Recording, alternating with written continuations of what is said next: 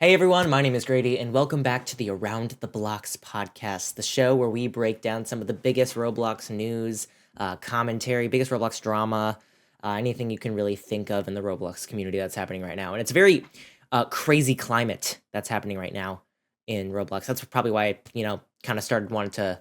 That's kind of why I wanted to start this podcast in the first place. God, we're already 30 seconds in, and my words are already slipping up. Okay, but if you're new here, obviously, I don't want to talk too much, even though it's the first episode. I don't want to talk too much about what the show is going to be about. So if you want to know that, you can go ahead and go to the trailer that's posted on YouTube, Spotify, and Apple Podcasts. Which I was very excited. I didn't think we were going to get our show on Apple Podcasts, and I'm very excited that we were able to do that. Um, but of course, episode one, I was thinking of topics on what to do with this. And I thought recapping David Baszucki's career would be good, just because he is really, really included right now in the news cycle, in the Roblox news cycle, that is, and just tech news in general. Because I mean, he's got a great. I will say that he's a very controversial CEO, and let me get that straight. But I will say that he has so much to talk about. I ended up having to write 3 pages of notes of David Baszucki's career. And we're not going to go through his career alone either. I thought, the best way to bring up some of this podcast, and, I wanted to bring in some of the people that, work on this podcast, and the company that's involved with that, because this show is run by Avatosh Media. So I thought we would bring on some people. And I was able to get one of our chief journalism officers, Toddy. And I'm very excited. He is currently joining virtually in the studio right now. Hi, Toddy. How you doing? Hello, Grady. It's good to be with you. Good. I was very excited to, like I was saying earlier, I was very excited that I was able to get someone from Avatosh to come on. I thought it'd be a perfect way. And I hope you enjoy it. Because we have a lot to talk about. Right. Um, so obviously we're going to talk about David Baszucki. Um, I don't know. I don't know where you stand with him, because we haven't really talked much about stuff like this, and I know you're in the entertainment space, so I thought it would be interesting if we brought you on, because with the recent things going on right now. I mean, we'll talk about age verification, towards the end of when we recap his career. But I'm curious to know, what are your initial thoughts before we recap into David Baszucki's career? Um, all right. I just want to say this really quickly. So at first, when I joined the platform back in 2017, I thought Roblox was like a platform to socialize with people and do and play games with, and I felt like David Baszucki was in the perfect role as leadership since he's pretty much been he's pretty much been at the platform since the very beginning, including the co-founder Eric, of course, rest in peace. He's basically been there for a long time, basically longer than before I actually joined Roblox. Yeah, I mean, a lot of us joined Roblox at a really young age. I feel like that's why we care about it. I mean, I joined the platform in, I don't know, what, 2017, I want to say. So I was a little younger. I think that was like my second grade, when I was in second grade. So yeah, been playing this game for a very long time, and I'm sure you have as well. So, with that being said, let's go ahead and talk about David's career. So first, we'll start off with early childhood. I mean, he did a lot. Okay. He did a lot, like, but even before he even went to college to start doing stuff like this. Um, he was born in 1963, January 20th, in Winnipeg, Canada. And we'll just quickly go ahead and skim through his high school career. He attended the Eden Prairie School District, graduated from high school in 1981, and was also a 2025 Eden Prairie High School Hall of Fame inductee. So, this school. I mean, when I did research on the school, it sounded like it had a very strong alumni program. So that was really interesting. Um, let's go ahead and read Yeah. part of his alumni page when he was a Hall of Fame inductee. Let's read what the school said about him. Okay, so David Baszucki, class of 81, built a career reflecting a deep commitment to innovation, education, and improving lives through technology and science. At Eden Prairie High School, Baszucki excelled in many areas as he ran cross country, skied, played saxophone in the Eagle Band, competed on the varsity soccer team, and led the school's Quiz Bowl team as captain. So he was a pretty scholar guy in high school. I mean, there's a couple things about David here that I resonate with. He's a band kid. He ran cross country. I used to run cross country. Um, Sports guy. Also seemed to be very smart too. If he was the school's quiz bowl team as captain, so a very well-rounded guy. Um, to some people, that might not be that might people might not understand that honestly, because if you look at his track record right now, and some of the decisions that he's making or some of the decisions that he's not making that he should make, I feel like people would be probably very interested to see how well-rounded he was in high school, and then seeing what they might believe is what he's turned out to be now.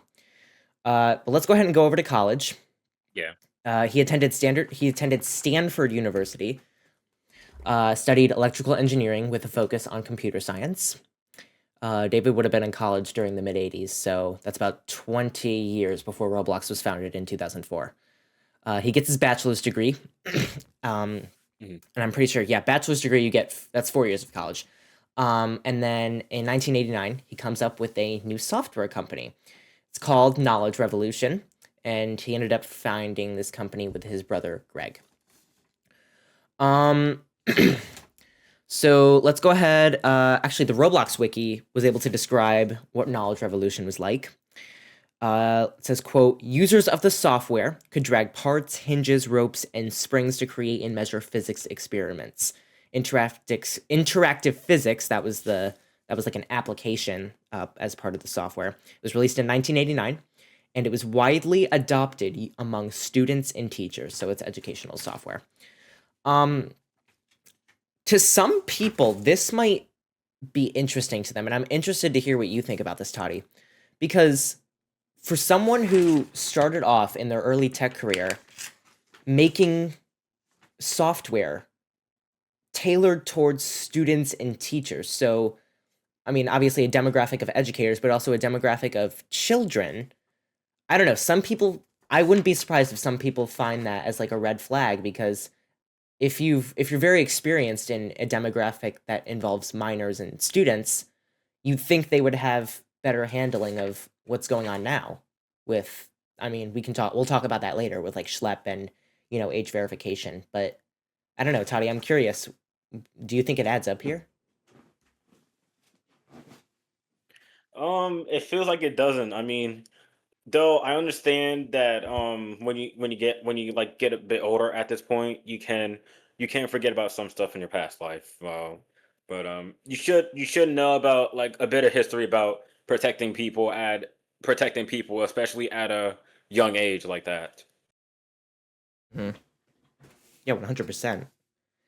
All right, so we talked about interactive physics released in 1989. Now we get to the 90s. David starts working with Eric Castle, who we would know as the co-founder of Roblox.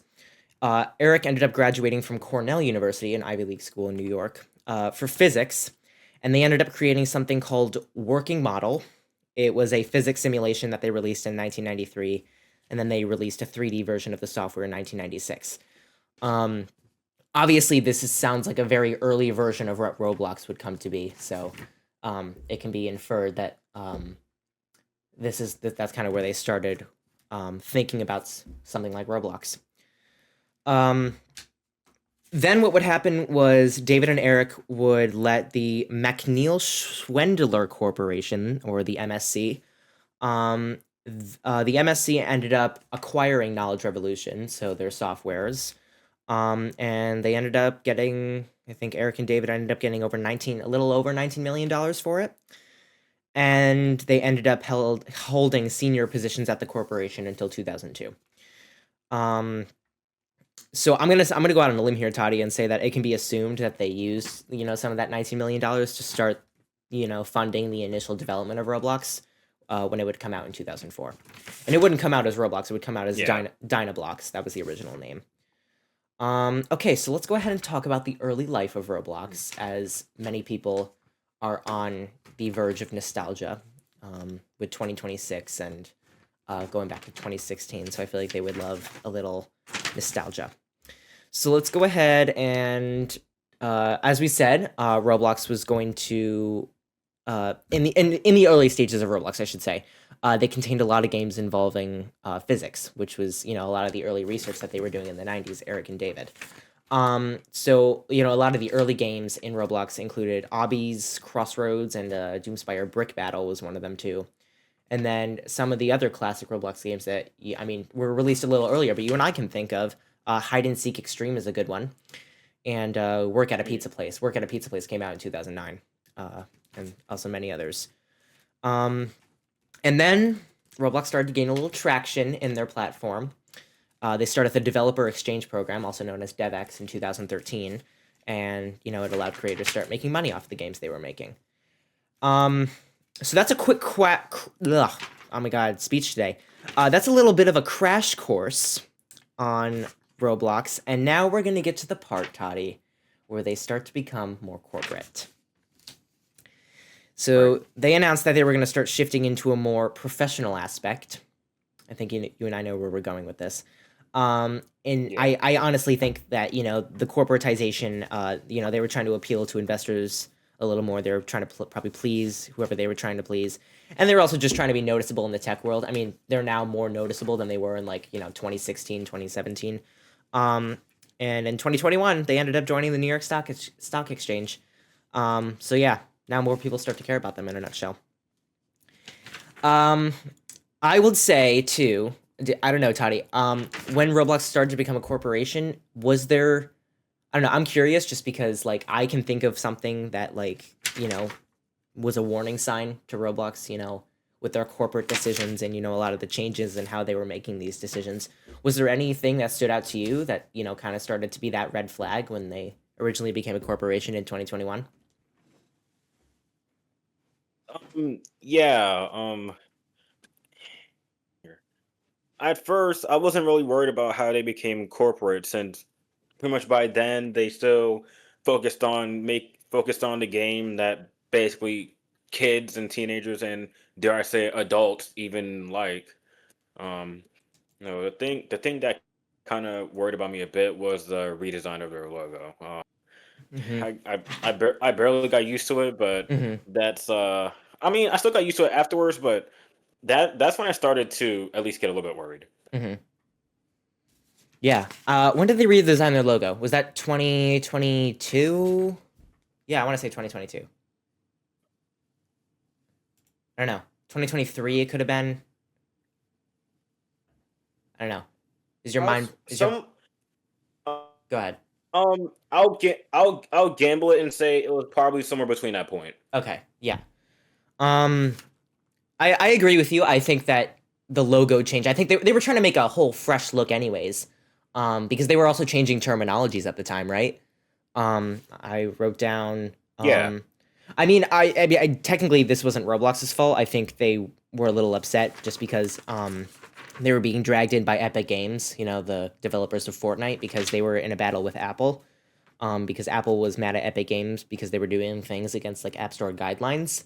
And I think it had to do with the store within a store thing where Apple was like, you can't do that. And then also, Epic did not like the fact that Apple was taking 30% of the purchases made on the App Store when people would buy V-Bucks and stuff like that. So that was a whole thing. And Roblox, I think Epic tried to refer to Roblox and was like, hey, they do this too, so why aren't you suing them? Or why aren't you mad at them? And I think, and that was the time when Roblox ended up changing the name of games to experiences, because they were like, well, we don't really have games, so it doesn't apply to our platform. We're kind of more of a social platform, and therefore we have experiences. And games, every experience isn't a game, and every game is an experience. That's what they tried to, that's the type of narrative that they tried to push. And then more recently, they ended up changing friends, the terms of friends. So you don't have friends on Roblox anymore. You have connections. Personally, I mean, these don't mean. I mean, personally, the changing in terminology doesn't mean anything to me. They'll always be games, and we always refer to them as games. Friends to connections, maybe. I can understand why people would be upset at that, just because I don't know. Maybe it's a little demeaning. Just because I mean, if you friend someone on Roblox and you hang out with them all the time, I feel like they're more than just a connection. But that's a social thing to debate. And I mean, if we want to talk about that, we can. But and then of course, more recently, August 9th, 2025, we have to talk about Schlep.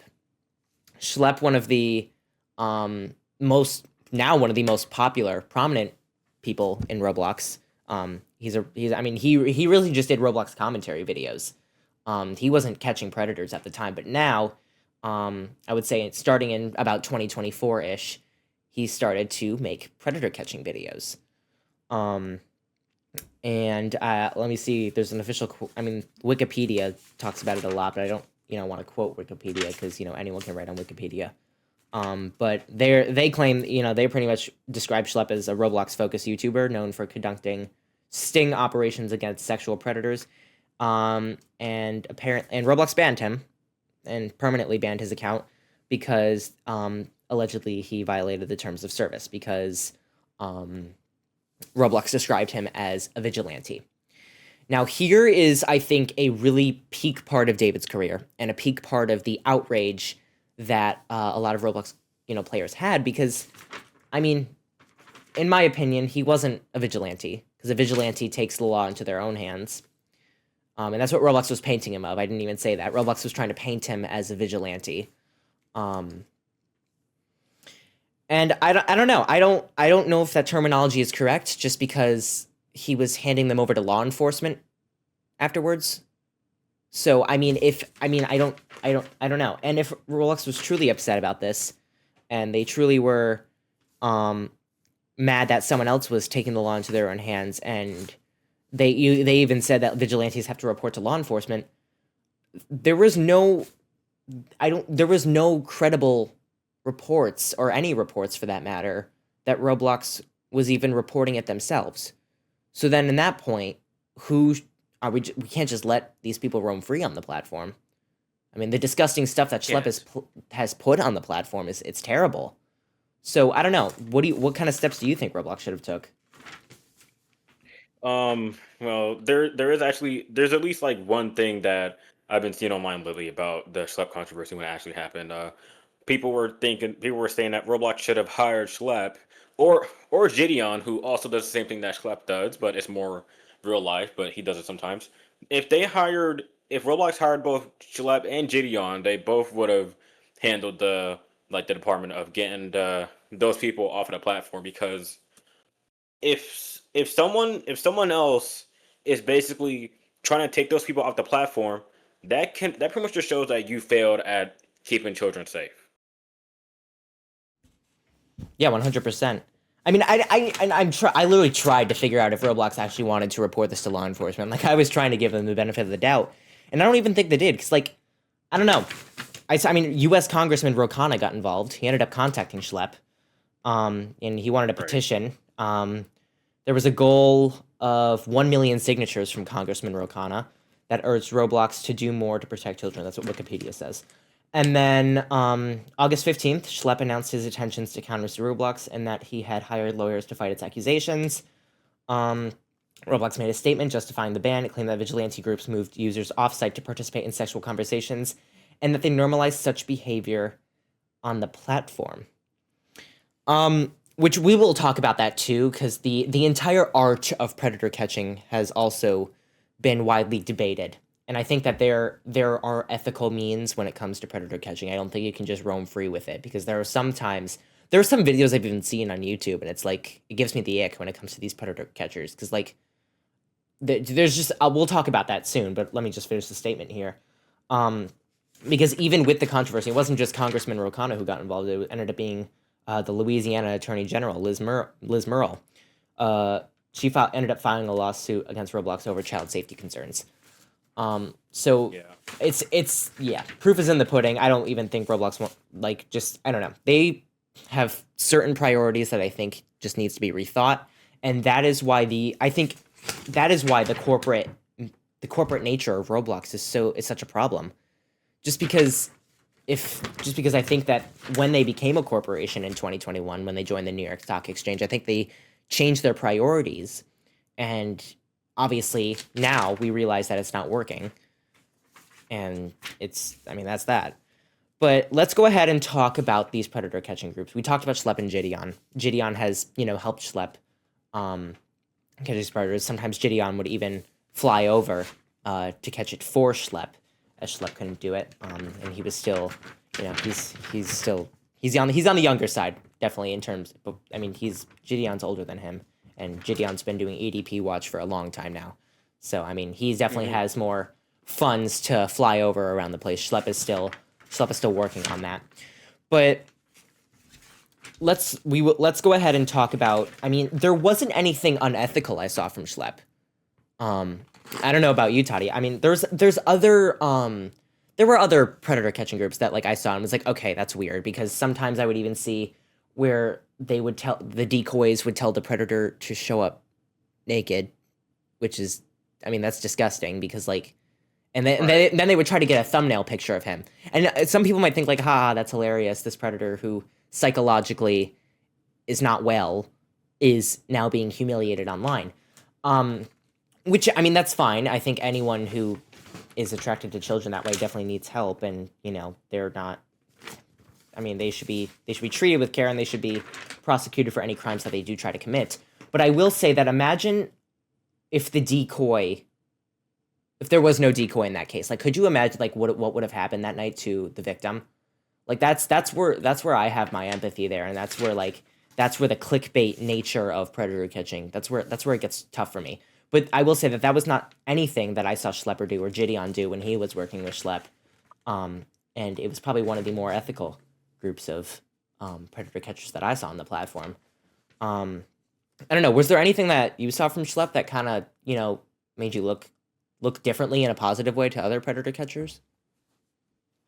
Yeah, it's the fact that Schlep is taking his time out of day to catch these predators. I mean, it basically boosts up like the safety even more to the platform. And the thing that caught my eye is he does send these reports. He does send these like predator reports to police and of course Roblox themselves. But of course, Roblox being them, they don't usually look at it enough, and unfortunately, it really sucks. Mm-hmm. Now, I will give Roblox the credit in saying that they are trying. They did backtrack a little bit and try to fix everything. Yeah. They ended up creating a lot of policies, now controversial policies, which includes age verification. I ended up having to do age verification for my profile, and I'm pretty sure what happened Same. was you would take your face would be, you have to put your face in the frame, and then you would have to turn your head left twice or turn your head right twice, and it would estimate your age for you. Yeah. So what I would actually, honestly, I'm gonna say Yeah, this. Sorry, I'm gonna no, say go this. ahead. I actually had to end up doing it myself, and I got put in a 21 plus group. Are you 21 plus? No. Okay, well I'm gonna that's say it's that not solves it's the not issue. not that much accurate. No, It's not really accurate. got you. I mean, they guessed, they got me correct. So I mean, there's not much I can say about. I mean, which is, I don't know. I've heard more that people have gotten it wrong than people getting it right. So I was one of the more rare cases. But the thing is, like, even if you got it wrong, then you would have to. I think you would have to use your ID and verify it. Is that correct? Yeah, and Okay. seeing what I don't really have an ID, so I basically just Yeah. went along with it since Right. most of my since like half of my friends have it And that's anyway. the problem. If a kid is guessed wrong as 21 plus, and it's like, okay, well, in order to re-verify you again, you have to have an ID. Then Kids just don't have kids IDs. don't know what their IDs are, and kids don't have IDs. So are they going to be stuck in a 21 plus group where they're going to be vulnerable again, or does someone have to report them to bring them down to another group? I don't even know if that's possible. But I it's just, I think it raises a lot more questions that Roblox can't answer, and then it just takes us back to square one. So that's a bit of a problem. And Yeah. like we said, I feel like this would be something that David would take more seriously. And he now, obviously, I think, how do I put this in a good way? Obviously, I think that if he's taking steps for age verification, that's great. But don't get me wrong, Toddy. I don't. I feel like this is something that you would completely have to be way more thorough about. like when you create educational tool, maybe it's different in the 90s, but if if you create an educational tool, I feel that niche and genre of software, which is what David has been experienced with, that is completely something that you would have to understand. Like, and it's a very, like I said, very niche topic, very niche genre, and very niche software. It boils down to a lot of tools for teachers and students to use to educate themselves with. So the thoroughness of the age verification is not very thorough. And it's not like David's just the founder of the company. He's the CEO, so he's still running it. And it just, again, raises more questions and raises more concerns for people. And I'll tell you something else too, Toddy. I remember seeing, I think, oh crap, what was the podcast name? I think it was The Verge. I think it was a podcast that David did, I think back in like 2021, 2022, maybe 2024 actually. I don't know. It's been a while. But I do remember that when David was also talking about 18 plus experiences and seeing if like nudity was even a thing, was if that was the thinkable when it came to Roblox. He pretty much danced around the question, and we'll take a look at a clip of that in just a second. But he ended up saying something as part of that, which kind of just threw me off a little bit. He said he wouldn't rule it out, and that wasn't entirely what he said. But he danced around the question and also just trying to build up his answer. But the main thing that stuck out to us was he wouldn't rule it out. So actually, let's take a look at it right now. Do you think like the more mature things like nudity will ever be allowed on Roblox in any way? I think what I would say is we would lead first and foremost with safety and civility, and then second with mirroring what happens in the physical world. And so I would never rule it out. I would say getting to that kind of stuff probably isn't in the short-term future for us. Yeah. So you saw the clip, Toddy. Thoughts? I will say this. I will say this, but I know it's going to age poorly, but hopefully it does not. But there is no way, in any way, shape, or form, that Roblox is going to allow nudity. Mm-hmm. I mean, I don't think Because they have yet. They have rolled around 17 plus experiences where I think, more explicit language, not like content, but more explicit language is allowed. And also just, matchmaking with 17 plus people. I mean, there's I don't know, I can think. There's like Mic'd Up is a popular VC game, and there's Mic'd Up 17 plus. That's probably just because people are, that's just for age verification. And then there's also On Tap, which is a game surrounding a bar, and they probably don't want kids surrounding that. That's less concerning in my opinion. But I will say that they haven't shifted towards it yet. But I will say that this statement is still very interesting because, again, his nature of working in education and educational software, I don't think I would ever see that being a talking point for someone in it who's done educational software. I don't know. Am I overthinking this? What do you think? Not really. Me personally, I just think that it's not going to become a natural thing. Because I mean, Yeah, that's fair. unless if they found a way to actually like restrict it to a specific age group, then it's never gonna be an actual thing. That's basically the only thing I can say right now. Mm-hmm. Yeah. And then, of course, we're gonna get to the final part of this chat. We've done a really, really nice job of recapping his career, but I do want to wrap up with this. Please So please. my curious journalist self has been looking at the Epstein files recently. And there's this really cool website. It's called jmail.world. And it pretty much shows you the Epstein files as if you were logged into Jeffrey Epstein's Gmail account. which it's really fascinating. But every single email is sourced from the DOJ as they've been releasing the files. And what I came across was receipts for Robux, like order receipts that you get on your email.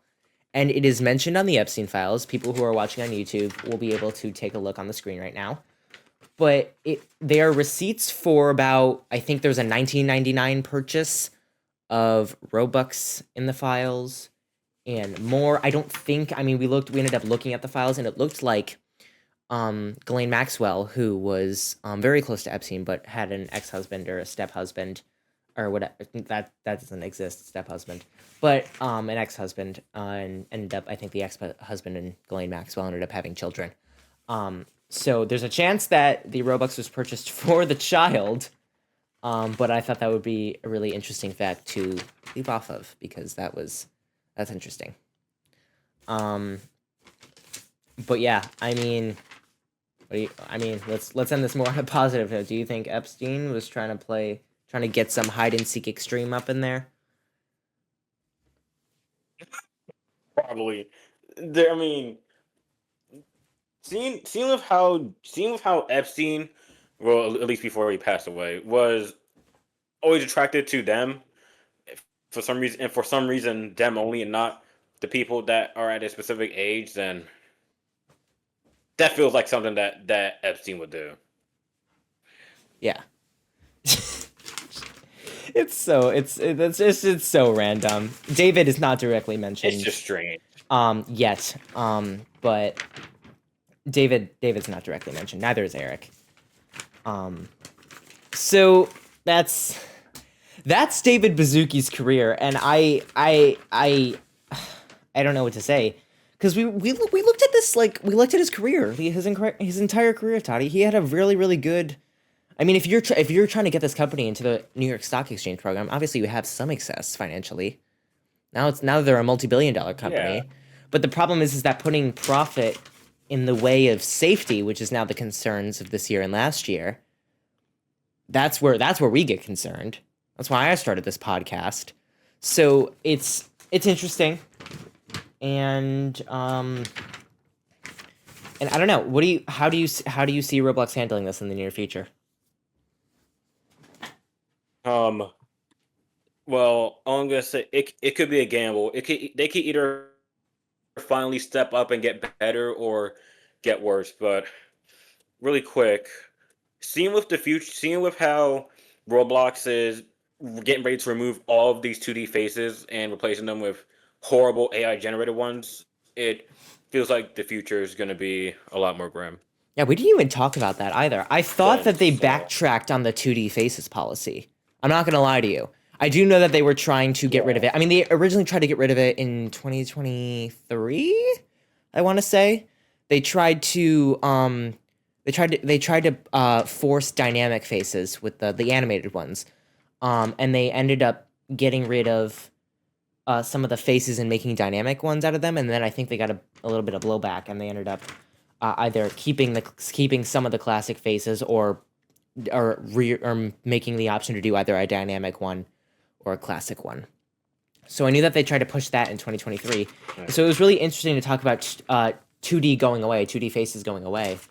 And I thought that they backtracked again, because obviously we're currently in a stage of nostalgia right now, like we said with 2016. Everyone's constantly talking about 2016. And I don't think socially it's I don't know, do you think socially it has something to do with it because of how much nostalgia we're feeling in 2016? Possibly, because, well, so basically the 2020 was the start of nostalgia, since unfortunately we're not able to like realistically live back into our past, but we're able to do so online these days. Yeah. All right. Well. All right, son. Yeah. All right. So we're probably gonna wrap up here on David Baszucki's career. Thank you, Toddy, for joining me. No problem.